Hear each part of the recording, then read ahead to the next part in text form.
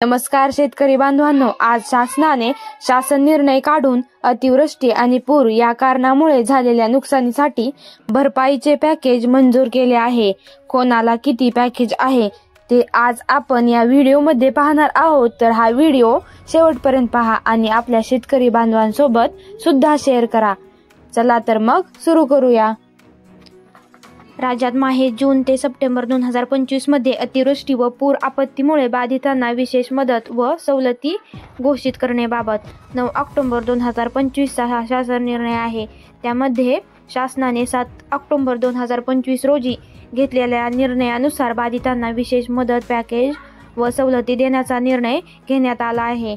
त्यामध्ये राज्यातील 253 तालुक्यामध्ये जून ते सप्टेंबर 2025 या कालावधीत म्हणजेच खरीप हंगामात अतिवृष्टी व पुरामुळे शेती पिकाचे नुकसान, शेतजमीन खरडून जाणे, विहिरीचे नुकसान, मनुष्य व पशुहानी, घराची पडझड, घरातील वस्तू साहित्याचे नुकसान, वैयक्तिक तसेच सार्वजनिक मालमत्तेचे नुकसान झाले आहे। त्यामुळे राज्यातील 253 तालुके अतिवृष्टी व पुरामुळे बाधित तालुके म्हणून घोषित करण्यात येत आहेत। बाधित तालुक्यांची यादी शासन निर्णय सोबतच्या परिशिष्ट अ मध्ये नमूद केलेली आहे। यामध्ये अतिवृष्टी व पूर आपत्तीमुळे बाधित 253 तालुक्यामध्ये बाधितांना खालीलप्रमाणे विशेष मदत पॅकेज व सवलती लागू करण्यात आल्या आहेत, ते पाहूया। जर आपदग्रस्त मृत व्यक्तीच्या कुटुंबियांना देय आर्थिक सहाय्य, ते म्हणजे मृत व्यक्तीच्या वारसांना 4 लाख रुपये दिले जातील। अवयव किंवा डोळे निकामी झाल्यास देय आर्थिक सहाय्य, त्यामध्ये जर तुमचे अपंगत्व 40 ते 60% असेल तर 74,000 रुपये दिले जातील आणि जर 60% पेक्षा जास्त असेल तर 2,50,000 रुपये दिले जातील। जखमी व्यक्ती हॉस्पिटलमध्ये दाखल झाला असल्यास 1 आठवड्यापेक्षा अधिक कालावधी असेल तर 16,000 आणि 1 आठवड्यापेक्षा कमी कालावधी असेल तर 5,400 रुपये।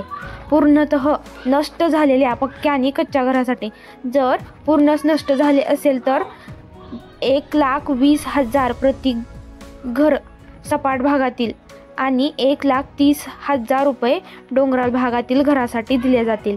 अंशतः पडझड झालेल्या घरासाठी किमान 15% तरी पडझड झालेली असावी त्या घराची, तर पक्क्या घरासाठी 6,500 रुपये दिले जातील आणि जर कच्चं घर असेल तर 4,000 रुपये प्रति घर दिले जातील। झोपडी असेल तर 8,000 प्रति झोपडी आणि गोठा असेल तर 3,000 प्रति गोठा। मृत जनावरांसाठी पाहूया आता। दुधाळ जनावरे असतील तर 37,500 प्रति जनावर दिले जातील। ओढकाम करणारी जनावरे असतील तर 32,000, लहान जनावरे असतील तर 20,000, शेळी किंवा मेंढी असेल तर 4,000 आणि कुक्कुटपालनामध्ये 100 रुपये प्रति कोंबडी अशाप्रमाणे दिले जातील। शेती पिकाच्या नुकसानीसाठी जिरायती पिकामध्ये 8,500 प्रति हेक्टर 3 हेक्टरच्या मर्यादेत दिले जातील। आश्वासित सिंचनाखालील पिके 17,000 प्रति हेक्टर 3 हेक्टरच्या मर्यादेत आणि बहुवार्षिक पिके असतील तर 22,500 प्रति हेक्टर। यामध्ये जर शेतजमिनीचे नुकसान झाले असेल त्यामध्ये नैसर्गिक आपत्तीमध्ये शेतजमिनीवरील गाळ काढणे यासाठी 18,000 प्रति हेक्टर दिले जातील। दरड कोसळणे, जमीन खरडणे, खचणे व नदी पात्र प्रवाह बदलल्यामुळे शेती जमीन वाहून जाणे यासाठी केवळ अल्प आणि अत्यल्प भूधारक शेतकऱ्यांनाच 47,000 प्रति हेक्टर दिले जातील। मत्स्य व्यवसायामध्ये बोटी दुरुस्ती जाळी यासाठी मदत केली जाते। 6,000 रुपये बोटीची अंशतः दुरुस्ती करण्यासाठी दिले जातील। 15,000 रुपये पूर्णतः नष्ट झालेल्या बोटीकरता दिले जातील। 3,000 रुपये अंशतः बाधित झालेल्या जाळ्यांच्या दुरुस्तीसाठी दिले जातील, तर रुपये 4,000 रुपये पूर्णतः नष्ट झालेल्या जाळ्यांसाठी दिले जातील। तसेच काही सवलती सुद्धा देण्यात आलेल्या आहेत। त्यामध्ये जमीन महसुलात सूट देण्यात आली आहे। सहकारी कर्जाचे पुनर्गठन करणार आहेत। शेतीशी निगडीत कर्जाच्या वसुलीस स्थगिती किमान 1 वर्षासाठी देण्यात आलेली आहे। तिमाही वीज बिलात माफी दिलेली आहे। तसेच परीक्षा शुल्कात माफी दिलेली आहे, ती फक्त 10वी आणि 12वीच्या परीक्षा शुल्कात माफी दिलेली आहे। यामध्ये सर्वात महत्त्वाचे म्हणजे आता जी रब्बी हंगामामध्ये शेतकऱ्यांना खते व बियाणे घेण्यासाठी प्रति हेक्टरी 10,000 प्रमाणे 3 हेक्टरच्या मर्यादेत म्हणजेच 30,000पर्यंत मदत कृषी विभागामार्फत शेतकऱ्यांच्या बँक खात्यामध्ये थेट जातील। याबाबत आवश्यक ती कार्यप्रणाली व निधी उपलब्धतेबाबत कार्यवाही करण्यात येईल। तसेच रोजगार हमी योजना म्हणजेच मनरेगा विभाग यामध्ये जी अतिवृष्टी आणि पुरामध्ये शेतकऱ्यांच्या शेतजमिनी खरडून गेलेल्या आहेत त्यासाठी जमिनी लागवडी योग्य करण्यासाठी जास्तीत जास्त 3 लाख प्रति हेक्टर या मर्यादेत 2 हेक्टर पर्यंत 5 लाख रुपये अनुदान दिले जाईल। याबाबतची सविस्तर कार्यप्रणाली मार्गदर्शक सूचना रोजगार हमी योजना मार्फत स्वतंत्रपणे निर्गमित करण्यात येतील।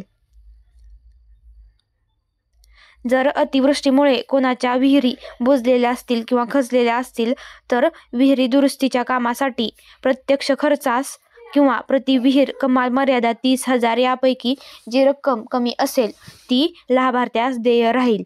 पायाभूत सुविधांमध्ये तातडीच्या व आवश्यक कामासाठी रुपये 10,000 कोटीची विशेष पॅकेज म्हणून असून याबाबत प्रशासकीय, तांत्रिक व आर्थिक बाबी संदर्भात संबंधित विभागाने नियोजन व वित्त विभागाच्या मान्यतेने स्वतंत्रपणे कार्यवाही करावी।